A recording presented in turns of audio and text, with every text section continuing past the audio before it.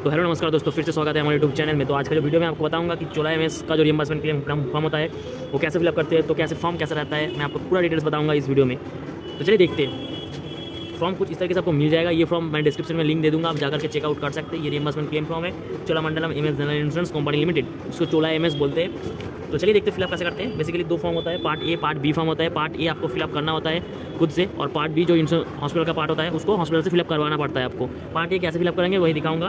तो बेसिकली यहाँ पे पॉलिसी नंबर होगा आपके पास, तो पॉलिसी नंबर पहले डाल दीजिएगा, ध्यान से फिलअप कीजिएगा। थोड़ा सा बॉक्स थोड़ा सा छोटा है, इधर पॉलिसी नंबर डालिएगा। अगर कॉर्पोरेट पॉलिसी होगा तो आपको शायद से नहीं होगा, अगर मतलब आपका इंडिविजुअल पॉलिसी है तो पॉलिसी नंबर तो होगा ही होगा। सर्टिफिकेट नंबर पता है आप लोगों को, पॉलिसी नंबर में ही मिल जाएगा आपको। और मेंबरशिप नंबर जो इंश्योर कार्ड आई नंबर होता है उसका ये नंबर डाल दीजिएगा इधर, ठीक है। नेम, यहाँ पे प्रोपोजर का नेम डालना होता है, प्रोपोजर का नेम डालना होता है इधर, मतलब। और एम्प्लॉय, अगर कॉर्पोरेट पॉलिसी होगा एम्प्लॉय नेम होता है इधर, ठीक है। उसके बाद एड्रेस, यहाँ पे एड्रेस फिल कीजिएगा ध्यान से। एड्रेस, ईमेल एड्रेस, कोई भी ईमेल एड्रेस दे सकते हैं आप। यहाँ पे कोई भी ईमेल एड्रेस दे सकते हैं आप। ऐसा नहीं है कि आपका इंश्योरेंस कंपनी में कोई दिया हुआ है वही ईमेल एड्रेस देना पड़ेगा, ऐसा नहीं है। कोई भी ईमेल एड्रेस दे सकते हैं। अगर आपके पास नहीं है तो छोड़ दीजिएगा, ईमेल एड्रेस भरने की जरूरत नहीं है। बेसिकली मोबाइल नंबर कोई भी दे सकते हैं आप, कोशिश कीजिएगा जो रजिस्टर हुआ नंबर है उसमें ही यहाँ पे देने के लिए। अगर नहीं है तो कोई भी नंबर दे सकते हैं। उसके बाद additional details in case of network hospital.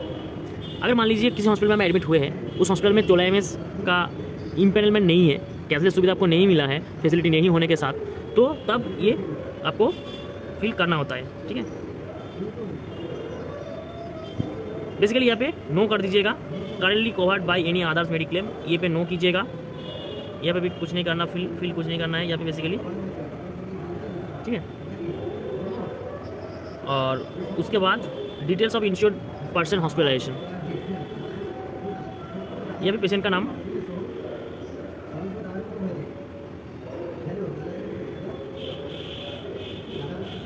Patient name, ये पार्ट आप नो ही कीजिएगा, फिल करने की ज़रूरत नहीं है आप लोगों को, छोड़ दीजिएगा ये पार्ट, ठीक है।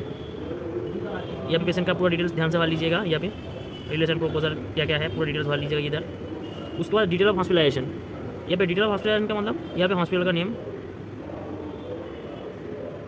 यह हॉस्पिटल का नेम, रूम कैटेगरी ऑक्यूपाइड, जिस बेड में एडमिट था उस बेड का डिटेल्स, डे केयर में एडमिट हुए थे या सूट में एडमिट थे, deluxe room, single occupancy, twin sharing, general bed, किस बेड में एडमिट थे वो टिक मार्क करना होता है। उसके बाद हॉस्पिटलाइजेशन ड्यू टू, हॉस्पिटल में एडमिट हुए थे किस वजह से, इंजरी, इलनेस, मैटरनिटी, तो जो आपका प्रॉब्लम होगा उसी में टिक मार्क दीजिएगा। इलनेस का मतलब होता है हर तरह का इमरजेंसी जो पर्पस जो एडमिशन होता है उसको इलनेस बोलते हैं। इंजरी तो पता ही आप लोगों को, और मैटरनिटी पता है आपको। यहाँ पे पेशेंट का प्रॉब्लम कितने दिन से है, मतलब date of first detection of any illness and injury, वो डेट दीजिएगा इधर। यहाँ पे डेट देना होता है, मैं आज का डेट दे देता हूँ। यहाँ पे डेट देना होता है, date of admission, time, date of discharge, time, ये सब आपको फाइनल बिल में मिल जाएगा। जो फाइनल बिल आपने रिसीव किया हॉस्पिटल से उसमें मिल जाएगा, या तो जहाँ से बिल आप कलेक्ट कर रहे हैं या तो डिस्चार्ज में आपको मिल जाएगा। उसके बाद इंजरी, अगर इनकेस इंजरी हुआ है तो किस वजह से इंजरी हुआ है वो फिल करना होता है। सेल्फ इंजरी मतलब बड़ी घर में गिर गया, डोमेस्टिक फॉल जिसको बोलते हैं, वो सेल्फ इंजरी होता है। रोड पे एक्सीडेंट, आरटीए, बाइक से रास्ते में, किस, यहाँ पे एल्कोहल कंजप्शन, यहाँ पे नो करना पड़ता है, ये नो कर दीजिएगा। यहाँ पे एल्कोहल कंजप्शन ये हर टाइम में नो करना पड़ता है। उसके बाद एमएलसी रिपोर्ट, पुलिस में रिपोर्ट हुआ है या नहीं वो फिल करना पड़ता है। उसके बाद आता है यहाँ पे type of hospitalisation, emergency admit हुआ था या प्लान एडमिशन हुआ था। प्लान मतलब एडमिशन से पहले कुछ आप हॉस्पिटल में पहले से प्लान किया हुआ है कि एडमिशन होगा, या इमरजेंसी पर्पस एडमिशन हुआ था, वो आपको फिल करना होता है। उसके बाद डिटेल ऑफ ट्रीटमेंट एक्सपेंस, यहाँ पे प्री हॉस्पिटलाइजेशन एक्सपेंस मतलब एडमिशन होने के पहले जो खर्चा किया है उसका अमाउंट यहाँ पे डालना होता है। पोस्ट हॉस्पिटलाइजेशन एक्सपेंस, हॉस्पिटल छुट्टी होने के बाद, यहाँ पे हॉस्पिटलाइजेशन एक्सपेंस मतलब हॉस्पिटल में एडमिट होने के टाइम में कि जितना खर्चा हुआ है वो सब फिल करके टोटल एक्सपेंस में बिठा देना है टोटल में। उसके बाद प्री हॉस्पिटलाइजेशन एक्सपेंस 60 डेज मिलता है और पोस्ट हॉस्पिटलाइजेशन 90 डेज मिलता है, ठीक है, वो फिल कर लीजिएगा। यहाँ पे डिटेल्स ऑफ बिल एनक्लोज्ड, जो बिल आप दे रहे हैं, बिल नंबर, हर बिल में आपको बिल नंबर मिल जाएगा। डेट जिस दिन इशू हुआ है उस दिन का डेट दीजिएगा इधर, जिस दिन बिल इशू हुआ है कहाँ से आप बिल ले रहे हैं वो आपको ऑर्गेनाइजेशन का नाम डालना होता है, ऐसा आप फिल कर सकते हैं।